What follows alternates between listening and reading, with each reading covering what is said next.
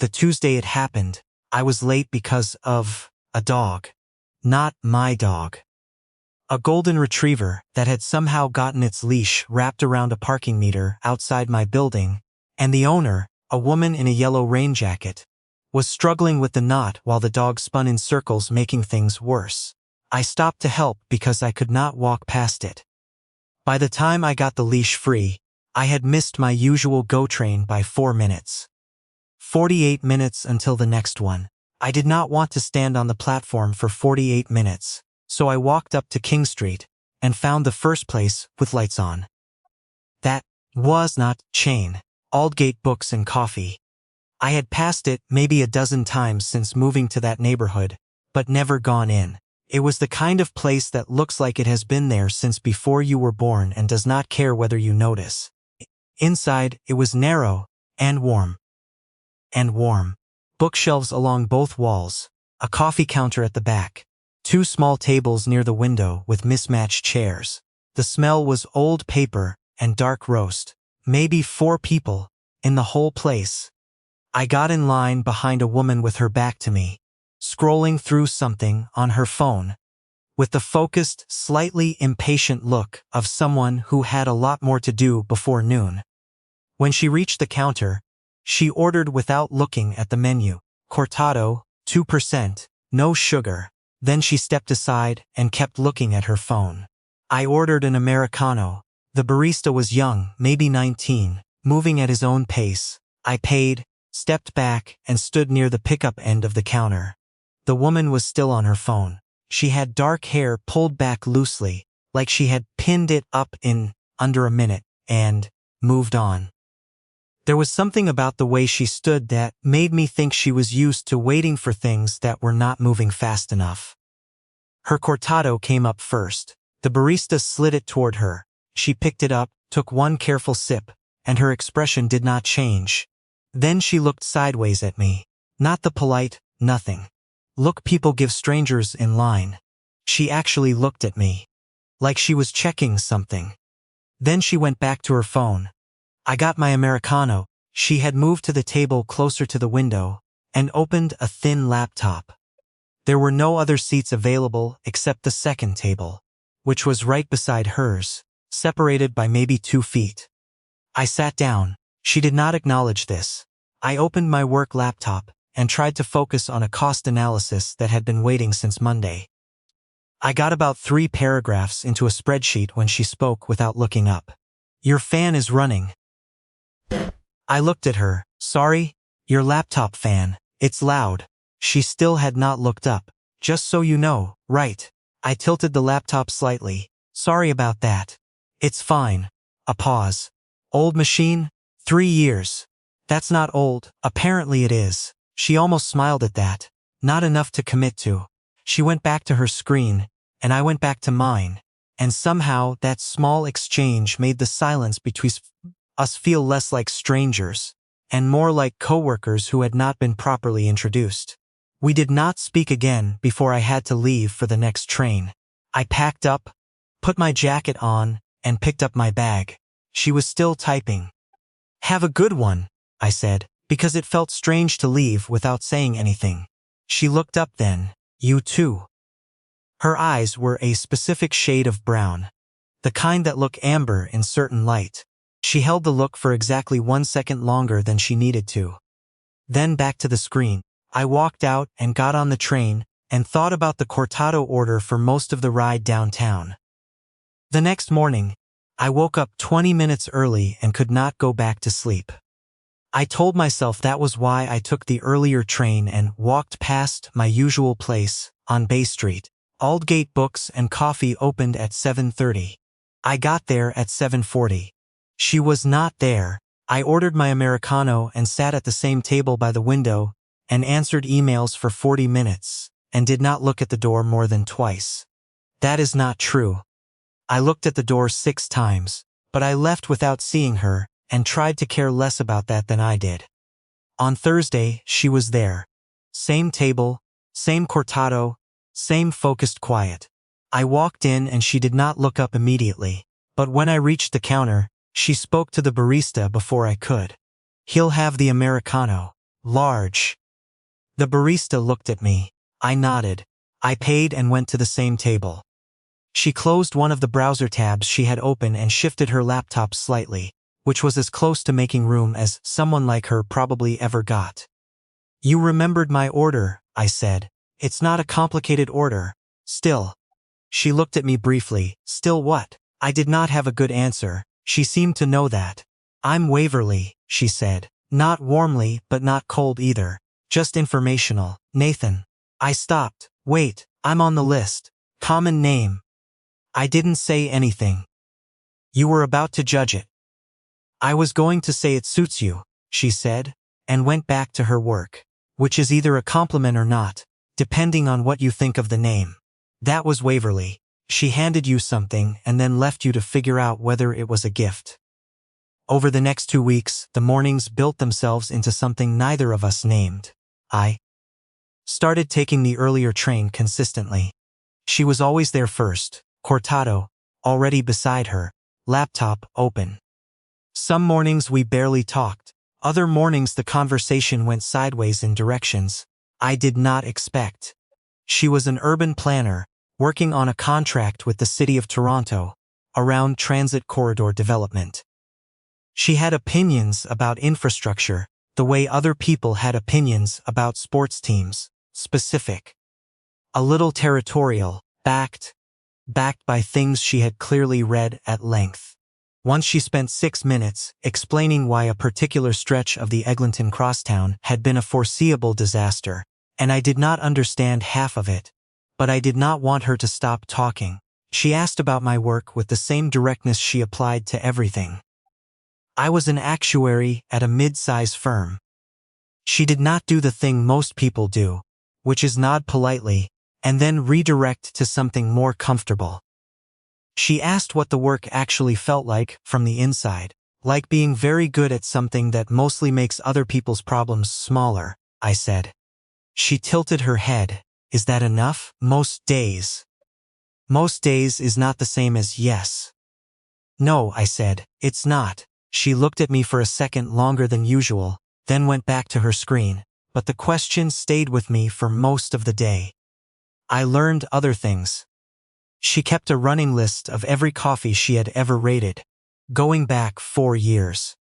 She hated when people used the word connect to mean anything other than physically joining two things. She had grown up in Winnipeg and had complicated feelings about it that she summarized as, "I left, and I understand why I left, and I also miss it more than I let on." I told her things I did not usually tell people quickly, that I had been passed over for a promotion I had expected and spent 3 weeks pretending I was fine about it.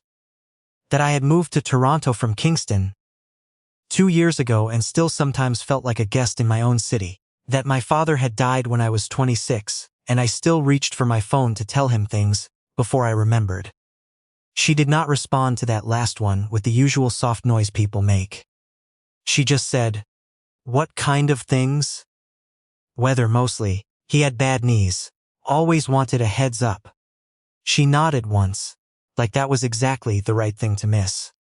Then she said, "My mother collects those dollar store scented candles. I called her last week to describe the smell of the coffee here, and she said it sounded like a candle she already had. It was an odd thing to offer, and she knew it, and she said it anyway." I understood what she was doing, meeting me where I had gone. By the end of the second week, something had shifted in a way I could feel but not describe. She had stopped pretending to work when I sat down. I had stopped pretending.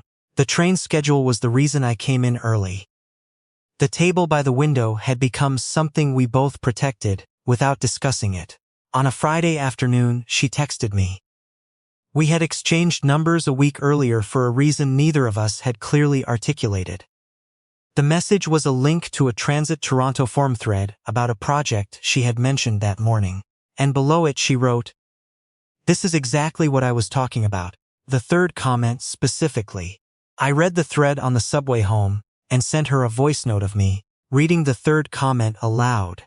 In a very serious news anchor voice, she replied with 3 words, "Accurate. You're fired." That Saturday, I asked if she wanted to get dinner somewhere that was not a coffee shop. She said yes before I had finished the sentence, which was the most direct thing she had ever done, which was saying something. We went to a place on Dundas West. Small, good wine list. The kind of lighting that makes everyone look like they are doing better than they are. She wore a dark green jacket over a cream shirt and looked like someone who had thought about it for 30 seconds and gotten it exactly right. The evening was easy in a way I had not expected. She laughed more than she did in the mornings. Real laughs that surprised her and disappeared quickly. We stayed until the restaurant started stacking chairs nearby, which is the polite Toronto version of asking you to leave. Outside, the October air was cold enough to see our breath. We walked half a block in the same direction before she stopped and said my name. Just that, and whatever I had been about to say next did not matter anymore. We stood there under a street light on Dundas West, and she looked at me the way she had on that first morning. Like she was checking something, but this time, there was something else in it. "I'd like to do this again," she said. "Which part?" "All of it." I walked her to her streetcar stop. When it came, she got on and looked back once through the glass. I stood there until it was gone. The following week was the best one I could remember having in a long time. Monday morning she was already at the table when I arrived, but this time there was a second cortado beside her usual one, and she pushed it toward me without looking up. "You hate cortados," I said. "I do," she said. "That one's yours. Try it. I'm not going to like it. Probably not. Try it anyway." I tried it. It was too concentrated and too small, and I liked it more than I expected to. I did not tell her that immediately. She waited. It's fine," I said. "You like it. It's fine." She smiled at her screen. It was the kind of smile that meant she had already won and was gracious enough not to say so. By Thursday of that week, I had started to think about what this was becoming. Not in a panicked way. More like the slow recognition of something already in motion. I thought about telling her that. I was still deciding how when she did not show up on Friday morning. I told myself she had an early meeting. I ordered my Americano and opened my laptop and did not look at the door. I looked at the door 4 times. She did not come. I texted her at noon, nothing heavy. Just, "Missed you this morning. Hope everything's okay." She read it at 12:42. She did not reply. By Saturday I had reread the conversation thread 4 times, looking for something I might have said wrong. By Sunday I had stopped doing that and started doing the more honest version, which is wondering if I had read the whole thing incorrectly. Monday morning I went to Aldgate out of stubbornness more than hope. She was not there. Tuesday I almost did not go. I went. Empty table.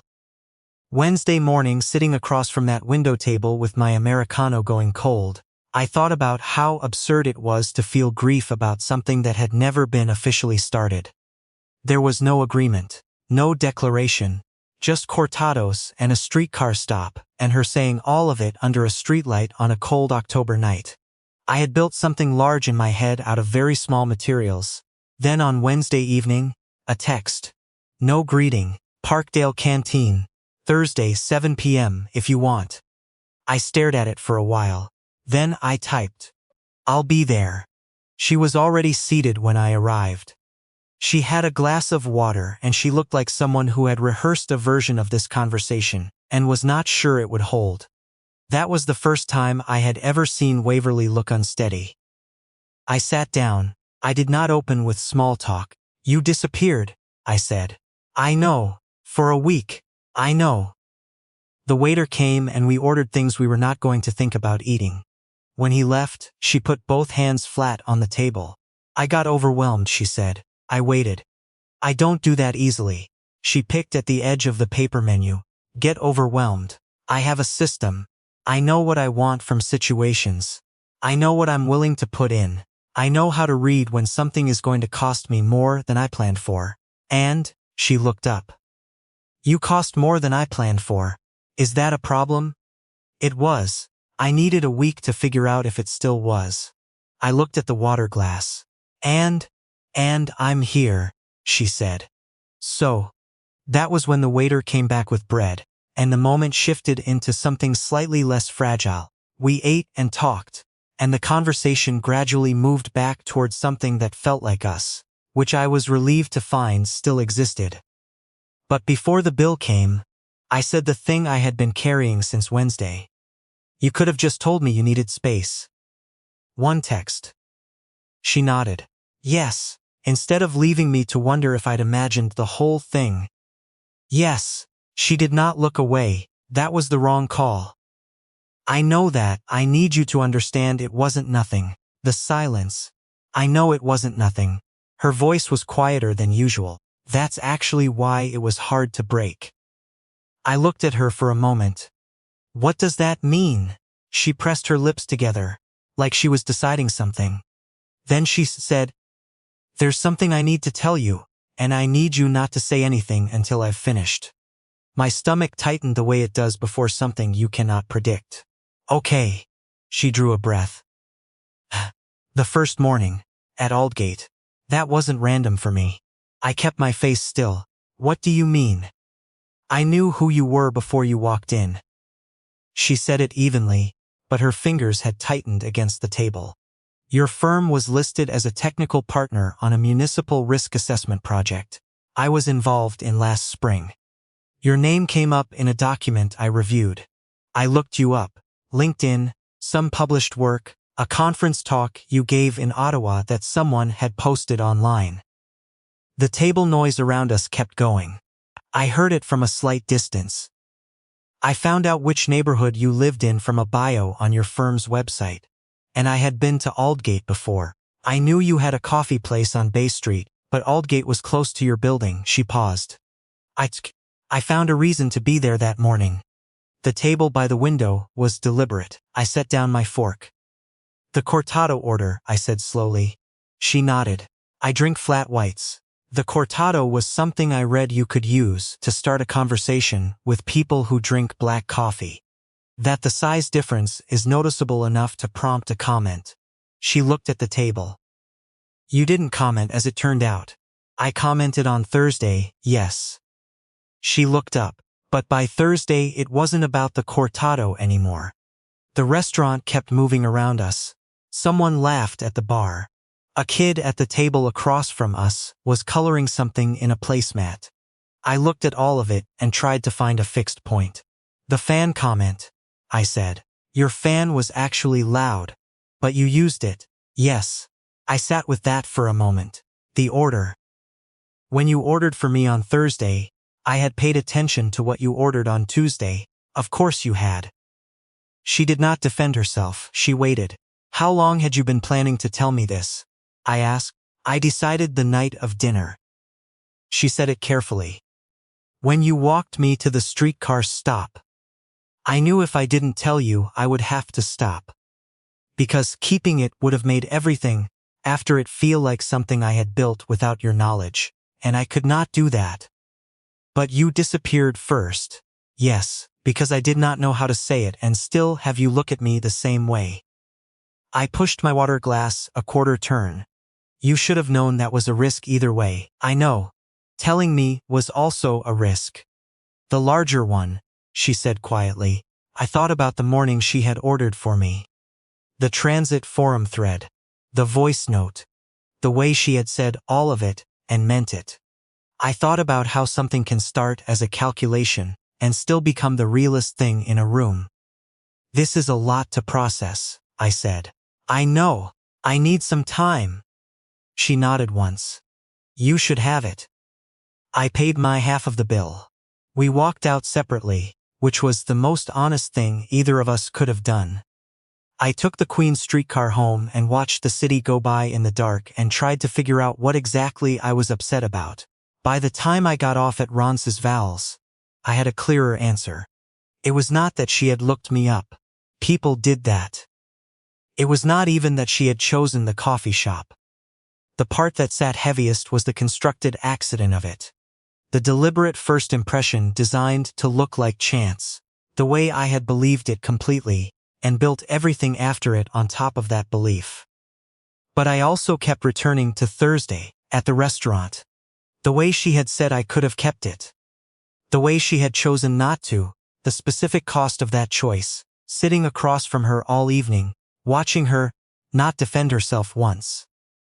I spent 2 days doing ordinary things with my mind somewhere else entirely. I went to work. I had lunch with a colleague and gave reasonable answers to reasonable questions. I ran along the lake on Saturday morning with my headphones in and thought about Waverly for the entire 5 kilometers without resolving anything. Sunday afternoon, I called her. She picked up on the second ring. "Meet me at Aldgate tomorrow morning," I said. 8 o'clock. A pause. "Okay." She was already there when I arrived. No laptop, no phone in her hand. Just Waverly at the table by the window with her cortado and her hands folded in front of her, looking like someone who had not let herself assume anything. I ordered my Americano and carried it over and sat down. She did not speak first. That was new. "I've been thinking about the first morning," I said. "You chose the table. You chose the order. You had a reason to be there that I did not know about." I looked at her directly, and every time I thought that first look was just something that happened between two people, you knew more than I did. She held my eyes. "Yes. That matters. I want you to really hear that it matters. It changed the way I understand the whole beginning. I know. No softening. No reframing." She just let it land. "And I'm also not going to pretend the rest of it wasn't real," I said.